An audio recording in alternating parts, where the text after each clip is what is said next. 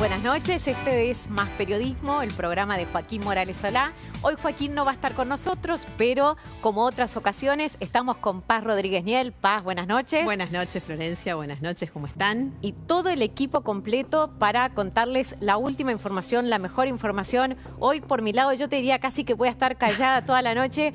La economía está... podemos decir tranquila, hoy así, podemos irnos a dormir sin pensar en el dólar, sin pensar...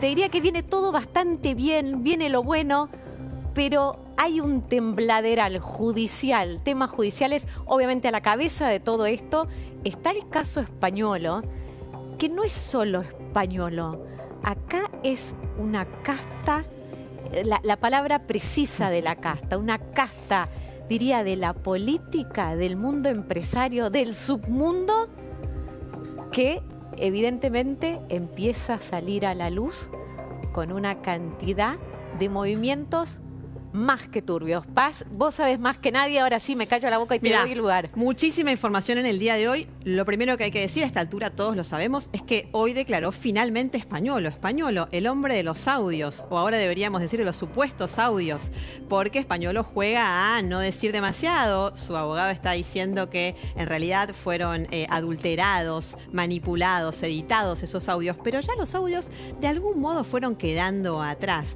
Hoy Españolo declaró como acusado. Y te voy a decir algo muy importante, Flor. ¿Sabes de qué lo acusan?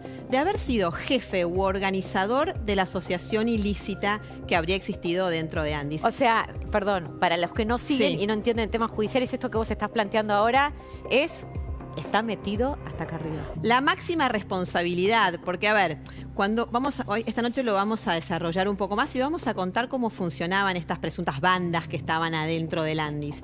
Pero Españolo parecía ser, incluso si uno tomara aquel presunto audio, un hombre que no estaba él involucrado en la estrategia de hacer negocios, sino como que dejó hacer, como que, bueno, para el juez, con lo que hay hasta ahora, lo que hay para acusarlo es jefe u organizador de la asociación ilícita. Lo mismo que le ponen a quienes aparentemente eran sí las cabecillas de las bandas que operaban adentro del Andis. Es una causa que está en pleno movimiento, hay allanamientos que están sucediendo, que no nos estamos enterando, muchas veces algunos sí, Nicolás Pizzi contó ayer, por ejemplo, uno, pero entre medio se siguen analizando los documentos y todavía no está claro hasta dónde puede llegar. Los acusados, mientras tanto, conscientes de que no tienen toda la información que hay sobre ellos aún o que no han podido procesarla, ayer Miguel Ángel Calvete y hoy Españolo dicen que no van a declarar porque básicamente todavía no tienen claro qué es lo que hay. ¿Qué es lo que se sabe de ellos? Contra, claro. Sí podemos saber esto. Hay una hipótesis del fiscal que es inquietante. Hay dos organismos que estaban en teoría, hay un organismo, destinado en teoría a proteger a los discapacitados, en el que se infiltraron grupos que en paralelo buscaban hacer negocios con el Andis. O sea, de ese organismo destinado a proteger a los discapacitados, terminó siendo controlado, siempre según la hipótesis del fiscal, por gente que entraba ahí a hacer negocios. Y además, no son tipos que se les ocurrió ahora esto. Parecen ser profesionales del manejo de las cajas de la política. Eso es interesante decir. Bandas organizadas que entraron al Andis, pero podrían haber entrado a cualquier lado, que estaban intentando entrar al Estado. Y que además cuentan con experiencia. Mira, si querés podemos ver unos chats donde ellos mismos cuentan qué es lo que estaban buscando. Mira, estos chats están en la causa, ¿no? Estos son chats de la causa, efectivamente. Hay un dictamen muy importante que presentó la semana pasada el fiscal Franco Picardi, a donde expone muchas de las pruebas que hay en el caso. Y dice lo siguiente. Perdón, fecha 24 de enero de 2024, acababa de cambiar el gobierno asumió el 10 de diciembre de 2023. O sea, esto es con un gobierno libertario recién asentándose en el Estado. ¿Qué efectivamente, dicen? Las personas que hablan, en este caso lo vemos a Mariano Cavalli. Mariano Cavalli era parte de lo que se conoce como el Grupo Museo. ¿Qué es esto? Era un grupo de chat que tenían dos personas claves a la cabeza. Uno es Achabayán, Pablo Achabayán, es un hombre que fue funcionario de distintos gobiernos, y acá nos lleva a lo que estábamos hablando, ¿no? Achabayán empieza su carrera política, es un urólogo, un médico con una trayectoria como médico, pero además él empieza su carrera política con Zúcaro en Pilar. Llegó a ser el secretario de Salud de Zúcaro en Pilar. Y después distintos partidos. Claro, de una peronista, carrera política, trayectoria como médico, pero una carrera política de todos los colores. Porque después pasa a la provincia de Buenos Aires, también al sector salud, al Ministerio de Salud, a trabajar en un lugar donde manejaba cajas, otra vez, las contrataciones. Eso es durante el gobierno de María Eugenia Vidal. Después trabaja además... Otro signo político, el segundo. Claro, y después trabaja además en el gobierno nacional de Carolina Stanley. Entonces era gente que sabe cómo manejar esas cajas, ¿no? ¿Y qué estaban buscando ahora? Bueno, un lugar nuevo a donde hacerse fuertes. Entonces dicen, este es Mariano Cavalli, que es uno de los integrantes de este grupo. En el grupo museo. Claro, en el que estaba Achabayán y también estaba Garbellini. ¿Quién es Garbellini? Es el hombre que era el número 2 de Españuolo en el Andis. ¿Qué quiere decir esto? Era el que manejaba también muchísima caja dentro del organismo. Ellos estaban buscando entonces a dónde entrar y dicen, la agencia la va a manejar Diego Españuolo, el abogado de Milei. Esto parece mostrar que en realidad no eran lo mismo, ¿no? Porque hablan de Diego Españuolo, hasta tienen que decir quién es, el abogado de Milei. Este es un grupo que estaba armado y que presuntamente incorpora después a Españuolo. Sí, en realidad ellos se meten, logran entrar, ahora vamos a ver cómo, logran entrar al organismo que ya tenía un número 1. El número 1 ya estaba puesto, lo había puesto Milei y era Españuolo, que es su abogado defensor. Ok. Entonces ellos lo que dicen es, para entrar al Andis ya sabemos que el puesto número 1 lo tiene Diego Españuolo. Y dicen, hay que llegar a Karina Milei. Ella es quien define todo. O sea, para nosotros tener el cargo que queremos en ese lugar, y fíjate qué interesante, ¿cuál es el cargo? El cargo es el cargo de virtual número 2, que es un cargo que Achabayán había tenido durante el gobierno de Macri, en ese mismo lugar. Entonces ahora Achabayán, como el presunto jefe de todo este grupo, quiere poner a otro, a Garbellini, que le responda a él en ese lugar donde se manejan donde se maneja las contrataciones el dinero. Y todo. Ahora, ¿llegaron a Karina Milei? Mi pregunta, casi que la pregunta te la tendría que hacer yo a vos. ¿Llegaron a Karina Milei? Porque si uno va para atrás, el origen de todo esto es el famoso audio de Españuolo en plena campaña electoral, hablando de que tenían que darle un 3% a Karina Milei, que hablaba de Lule Menem. ¿Qué hay de Karina Milei y de Lule Menem en la causa? Mira, por ahora lo que hay de Karina Milei es esto que veíamos, que es gente que estaba buscando cómo entrar al Andis y dicen, la forma de entrar es llegando vía Karina Milei. Paso siguiente es, logran entrar con el cargo que ellos querían. Fue por Karina Milei, lograron como ellos pretendían tocar a Karina Milei, que ellos dicen ella es la persona indicada. Por ahora no hay elementos para sostener semejante cosa. Y con respecto a los audios no son prueba en esta causa. Y el fiscal creo que se cuida, además de dejar claro que no va a usarlo como prueba en la causa, sino como lo que se llama noticia criminis. ¿Qué es esto? Yo empiezo la causa por esta noticia, pero no la uso como prueba. Bueno, esto va a dar para un debate enorme si se puede o no se puede usar en el caso de que fuera inválido, qué es inválido, qué no lo es. Lo cierto es que lo que sin duda tenemos es todas estas revelaciones de los audios, de los chats y de los documentos. Porque acá lo que hay es una causa de direccionamiento hoy en día, más allá de aquel audio, de direccionamiento de contrataciones del Estado. Y eso, me decía una persona que está trabajando en la causa, esa prueba real, eso que es bien tangible, la prueba material, está en los expedientes y eso no se puede borrar. Entonces, si vos te llevaste un pequeño grupo, el 93%, como pasó en este caso, pequeño grupo de empresas, de todas las contrataciones especiales que se hacían de determinadas contrataciones, y siempre son los mismos, y esto coincide además con quienes están vinculados con las empresas, y después resulta que ves los precios de los medicamentos y se multiplican, hay sobreprecios que, según el fiscal, son del 1900%. Y no nos olvidemos de que estamos hablando de medicamentos para discapacitados.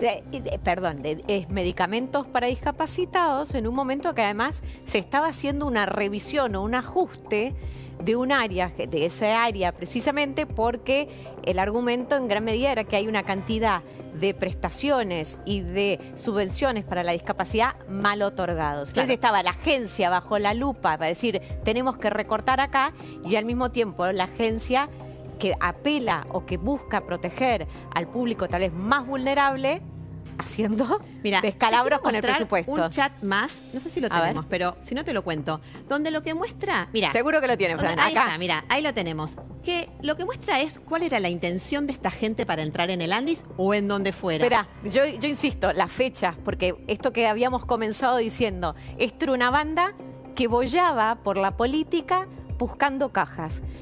31 de diciembre de 2022, este chat. 2022. Sí. Previa a la campaña presidencial de Milei. Fíjate. Esto dice, muchachos, se nos viene un 2023 con mucho trabajo y es el trampolín para el 2024 en la gestión todos juntos. Gracias a todos por estar juntos y construir lo que todos queremos. 4 años más de gestión. Después, todos a Tenerife. O sea, el mensaje de fin de año. A ver, estamos bien, lo que tenemos que lograr es la forma de entrar. No sabemos quién va a ser gobierno, pero tenemos que lograr entrar en el próximo gobierno, en alguna oficina pública, gestión, y después 4 años trabajamos en la gestión y después nos vamos todos a Tenerife. Muchachos, eso 11 de agosto, otro mensaje. Recién me junté con Pablo Giuliano y está todo perfecto en el espacio de Facundo Manes con nosotros. Claro, no sabían quién iba a ganar. Iban tirando líneas. Entonces hay uno que se junta con la gente de Facundo Manes. Después en otro momento dice, muchachos, ¿cómo están todos? Ayer me llamó Facundo y está muy contento y estamos muy bien ahí. También me llamó ayer Elio Rebot y están preparando una reunión con Jorge Macri para el 21 de diciembre. Y Jorge Macri quiere conocernos después de todo lo bien que Rebot le habló de nosotros. O sea, Jorge Macri, Facundo Manes, y finalmente logran desembarcar en el Andis. Pero volvamos un segundo a Españolo, que en definitiva es nuestro protagonista del día de hoy. Como te decía, Españolo hoy se presenta en los tribunales de Comodoro Pi. ¿Qué hay contra Españolo? Bueno, él era la cabeza de todo esto. Entonces, si estas presuntas bandas, siempre siguiendo lo que hasta ahora es una acusación del fiscal en un grado muy indiciario de la causa, pero con estas pruebas que la sostienen. Pero por ahora estamos hablando siempre de presunto y de supuesto, está claro, ¿no? A ver, veamos, si querés, qué es lo que decía Españolo y qué es lo que le decían a Españolo. Tenemos un audio de Calvete, a ver si está ahí. Coroa, escúchame. Bueno, hablas con Play, mañana a primera hora te lo manda donde le digas o mandar al Fercho, te lo ponen en algún lugar disimulado. Eso, que me habías dicho, por un lado. Por otro lado, si te sigue rompiendo las bolas el que te mandó Carlito Z, decirle que viajás y que si te puede que te lo mande por mail, que te lo mande formalmente. ¿Ah? Te vienen de pico esto, son todos cuenteros. Después llámame. Yo también te extraño, Coroa. Bueno, el yo también te extraño, Colombia. Este audio habla de una familiaridad. Sí, claro, por eso. Tenían relación evidentemente. Calvete era presuntamente otro grupo que, si bien tenía conexión con el grupo museo, era otro grupo que hacía sus propios negocios. Siempre con Españolo allí. ¿Y de qué están hablando? De acuerdo siempre con la hipótesis del fiscal, esto de buscate un fercho, hacerlo en un lugar discreto, cree el fiscal Franco Picardi, de la entrega de dinero. Y hay unos chats a donde vemos cómo Calvete le pide a su mujer que le consiga 5 millones de pesos para darle al pelado, para darle a Españolo. Españolo se iba a ir de viaje, ahí los tenemos, mirá. A ver, ¿Tenés 11 de amor junio de 5? 2025, ¿no? Estos 5 millones de pesos en junio, estaba el dólar a 1.100, ponele, 1.200, yo no acuerdo, y 4.000 y pico de dólares le estaban dando, ¿no? ¿Tenés, amor, 5 palos en efectivo en pesos? O le digo a Patri que te los mande a tu cuenta y los retirás por ventanilla. ¿A quién hay que pagar con eso? Son para el boludo del pelado que viaja a Israel y no tiene efectivo en pesos. Estaba planeando efectivamente Españolo un viaje a Israel. Es rarísimo este mensaje. ¿Por qué alguien querría llevarse pesos a Israel? Pero lo cierto es que es un chat que pertenece al teléfono de Calvete y donde le está diciendo a su mujer que quiere darle plata a Españolo. Es un diálogo entre ellos. Y después esto lo relaciona el fiscal con unas imágenes donde se ve a Españolo en lo que es, según dice el fiscal Picardi, un inmueble de Calvete. Y destaca Picardi que Españolo va con una mochila. Y dice Picardi, la mochila es un elemento en el que se pueden trasladar sumas de dinero. Bueno, Todo esto, ya te digo, por ahora son elementos de prueba que habrá que ver cómo se explican. Otra cosa, y de esto sí hablo, porque vos sabés que hoy no declaró Españuelo en el sentido de que dijo que él se negaba a declarar, pero sí se defendió diciendo, bueno, todo esto no es real, de lo que me están acusando. Los chats son... Sí, eso no fue en la audiencia, pero sí, él dice, no es cierto aquello de lo que me acusan en este expediente. No te olvides que él es abogado, además, ¿no? O sea, era el abogado de Milei. Claro, él es abogado, con lo cual me cuentan que estaba tranquilo en la audiencia, porque bueno, digo, sabe cómo funciona la cosa, debe tener cierta experiencia, habrá acompañado, de hecho, él contó que vive de abogado hoy en día. Y cuando él se presenta aquí en la causa y cuenta, da una mínima versión hoy con el juez y el fiscal, él se defiende de la acusación de que hizo dinero con esto, de que él recibió dinero a cambio de dejar hacer lo que estaba sucediendo en el Andis. Y él dice, por un lado, que las reformas que le achacan en su casa, porque ¿qué es lo que dice el fiscal? Fíjense, un elemento clave es cómo tienen un tren de vida los acusados que no pueden sostener con la plata que reciben. Que no condice con el blanco. Exactamente, que no condice con el blanco. Y una de esas pruebas hicieron obras en su casa. Bueno, él dijo que no, que las obras no, y que la plata que le encontraron en una caja de seguridad la tenía de antes. Se defendió por ahora de esto. Vamos a ver cómo le va. La ronda de indagatorias sigue. Mañana hay otro imputado clave, que es Garbellini. Garbellini es el hombre que, como decíamos, el número 2 del Andis. Logró el Grupo Museo poner ahí. Y con esto te cierro, Flor. Si los audios fueran reales, en esos audios Españuelo hablaba de Garbellini y decía que Lule Menem le metió a un tipo para chorear, y ese supuesto tipo que le metió, de acuerdo con los audios, es Garbellini. Garbellini es el que declara mañana. Probablemente, como están haciendo todos, se niegue a declarar, por lo menos a contestar preguntas. Vamos a ver qué pasa, pero va a ser otro día caliente. Claro, otro día caliente, y hay cantidad de novedades, no solo del caso Españuelo, hay novedades con el tema cuadernos, hay novedades con temas económicos, reforma laboral. Vamos a estar hablando de eso. ¿Arrancamos el programa? Arrancamos el programa. Sí. Vamos a la mesa. El señor presidente de la Nación hace entrega de la Orden de Mayo al Mérito en el grado de comendador al señor Andrea Bocelli. Las movilizaciones, el paro de los estatales contra la reforma laboral. Rechazar una reforma absolutamente regresiva en materia de derechos después de 23 meses de Milei. Nadie necesita conocer ningún detalle para saber que nos quieren joder a todos. Un cambio en el régimen de domiciliaria que cumple Cristina Fernández de Kirchner. ¿Respecto de qué? De las visitas. ¿Ocasionado en qué? En la visita simultánea de 9 economistas. No es la foto, dice Cristina, es la economía, estúpido. Españuelo, el de los audios, fue a los tribunales. Fueron manipulados con inteligencia artificial. Él rechaza que él haya tenido que ver con coimas, lo negó expresamente. Dijo que no tiene, que nunca recibió ningún dinero de nadie. Todavía quedan 600.000 decretos. El problema es que solamente están digitalizados 70.000, pero lo bueno es que los decretos los puedo eliminar yo. Así es que imagínense todo lo que tengo todavía para hacer en materia de reformas. Bueno, decíamos noche caliente, y para comenzar la noche tenemos dos entrevistados: Maximiliano Ferraro, diputado nacional; Jimena de la Torre, consejera de la Magistratura de la Nación. Bienvenidos. Buenas noches. Buenas noches, ¿cómo les va? Maximiliano Ferraro, perdón, que hoy tuvo un cruce ni más ni menos que con el presidente. Vamos a hablar de eso en un rato, ¿no? Tal cual. Me intriga, ustedes están, o sea, no son novatos ya a esta altura de la política, tienen un kilometraje interesante. ¿Cuánto les sorprende todo esto? La verdad que a mí no me sorprende, porque es, creo que la transversalidad y la connivencia de muchos años, ¿no? Y que por supuesto rodea a muchos sectores de la política, pero que tuvo en distintos momentos de nuestra historia, les diría, también la connivencia y la lentitud de la justicia federal. Digamos, porque bien lo decían, ¿no? Las escuchaba muy atentamente con esto de lo que es el pago de coimas en la Agencia Nacional de Discapacidad, pero también con el decomiso que se anunció con respecto a uno de los mayores latrocinios que tuvo la Argentina con respecto a obra pública, vialidad, cuadernos, bueno, todo lo que conocemos que fue en tiempos del kirchnerismo, y en parte a lo que yo vi también en lo que fue la comisión investigadora de Libra, en ese patrón de conducta, ¿no?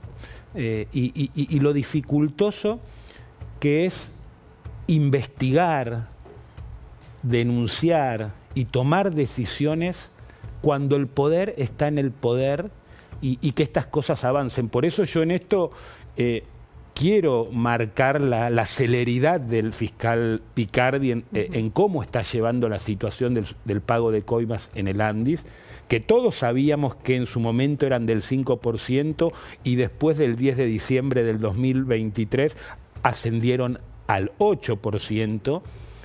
Y que comprometen a estos personajes. Pero, ¿de dónde surge ese dato? Es lo que muchos dicen, que digamos, este tipo de operaciones de este grupo que estaba enquistado en la Agencia Nacional de Discapacidad, no solamente con los laboratorios, sino también con lo que se conoció con respecto a las empresas ortopédicas, que hubo un cambio de lo que se estaba pagando o cuáles debían ser los retornos en este sentido. Por eso creo que la celeridad del juez Picardi es muy importante, porque vuelvo a decir, Españolo, ex abogado del presidente de la Nación, quien compartía sábados a la noche o domingos a la noche los encuentros de ópera en la Quinta Presidencial de Olivos, Calvete diciendo lo que dice, su hija con más de $700.000 en su propia casa, funcionaria del Ministerio de Economía, y ahí vuelvo a lo que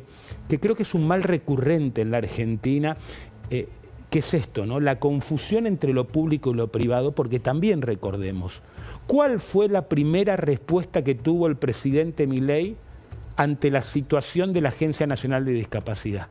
Su primera reacción fue la publicación de una información de prensa de uno de los laboratorios que está siendo investigado en Comodoro Pi en esos momentos, de la droguería Suizo, y que la droguería Suizo, en el informe o lo que está trabajando el Ministerio Público Fiscal, tiene un protagonismo muy significativo y es lo que está apuntando principalmente el fiscal.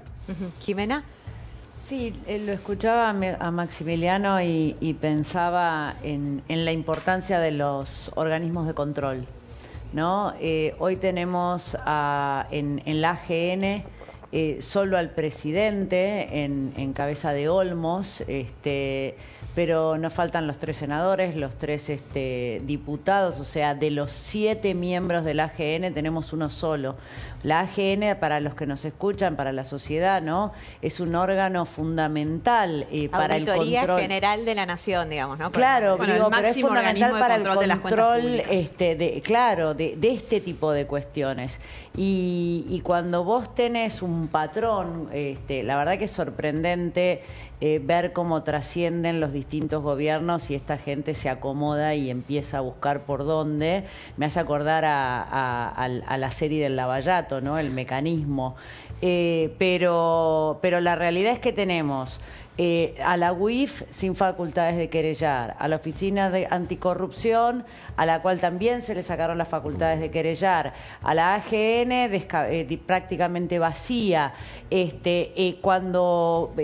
para poder enfrentar estas bandas, porque son bandas, vos necesitas instituciones fuertes, organismos de control fuertes. En el gobierno de Mauricio Macri, nosotros trabajamos muy fuerte en el fortalecimiento Jimena, este grupo institucional. estaba en el gobierno de Mauricio Macri. Sí, también, estaba en provincia de Buenos Aires, por lo que dicen acá. No, y además hay algo muy distinto.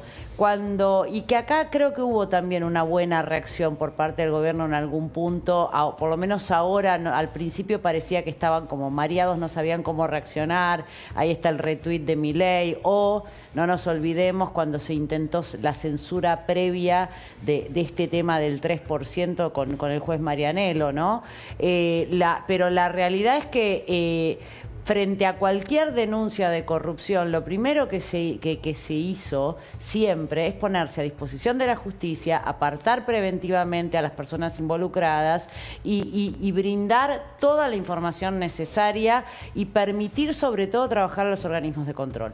Jimena, hablas de organismos de control. Vos integrás un órgano que tiene también una responsabilidad de control muy importante, que es el Consejo de la Magistratura. Sí, un control sobre los jueces. Un control sobre los jueces nacionales y federales. ¿Vos creés que ejerce lo suficientemente bien ese control el Consejo de la Magistratura a tal altura hoy en día? Porque la verdad que uno mira, hay un descrédito fuerte en la justicia, hay varios casos denunciados de jueces, y lo cierto es que hay muy pocas sanciones a jueces en el Consejo de la Magistratura, ni siquiera disciplinarias, ¿no?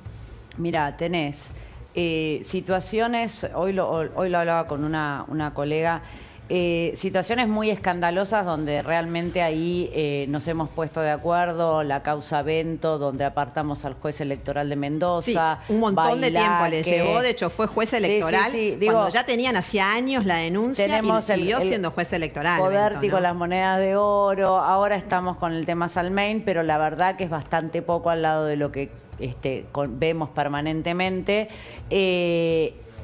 Para nosotros a poder aplicar sanciones necesitamos 14 votos, ¿no? 2/3. Y la realidad es que esos 2/3 son muy difíciles de alcanzar. Sobre todo no nos olvidemos que tenemos dentro del Consejo de la Magistratura, que somos 20 miembros, 5 jueces entre el presidente de la Corte y 4 jueces que además integran la Comisión de Disciplina, con lo cual al estar adentro de la Comisión de Disciplina es muy común ver esa defensa conjunta que hacen, no importa de qué color político sean, porque tienen sus partidos políticos judiciales, ¿no? La Bordó, Compromiso, la Celeste, pero hay ahí una defensa y una protección que no te permite avanzar en muchísimos temas. Hoy teníamos en disciplina varias cuestiones a tratar y todo se posterga, después llegan los 3 años, se tiene que archivar la causa porque transcurrió el tiempo y entonces, que por otro lado es razonable, digo, en 3 años debiste poder haber investigado. Yo soy de las que cree que ningún juez debe tener una espada de Damocles con una denuncia. Si hay denuncias que está lleno, porque hay que también decir que dentro de las cientos de denuncias que entran en el Consejo de la Magistratura, la gran mayoría tienen que ver con cuestiones donde no se está de acuerdo con la sentencia a la que arriba un juez, ¿no? Lo que les llamamos el contenido de la sentencia. Y para eso hay instancias de apelación. Cuando vos vas a las sanciones disciplinarias, ¿a qué vas? Vas a cuestiones de mal desempeño. Y ahí en realidad el universo se te achica muchísimo. Ahora, lo que no puede pasar es que sin siquiera producir ninguna prueba, en ese tipo de denuncias pretendan directamente desestimaciones sin siquiera pedir copia de los expedientes. Y esas cosas pasan en el Consejo de la Magistratura. Yo creo que tenemos mucho trabajo todavía por hacer. Es un desafío muy grande la idea del órgano colegiado. Pero hoy también me preguntaba una colega, ¿qué harías ahora que estás ahí hace 3 años? ¿Eliminarías el Consejo de la Magistratura? De ninguna manera. Jamás volvería a la posibilidad de que un ejecutivo pueda designar a dedo como designaban a los jueces de todos los fueros. Bueno, estás tocando un tema también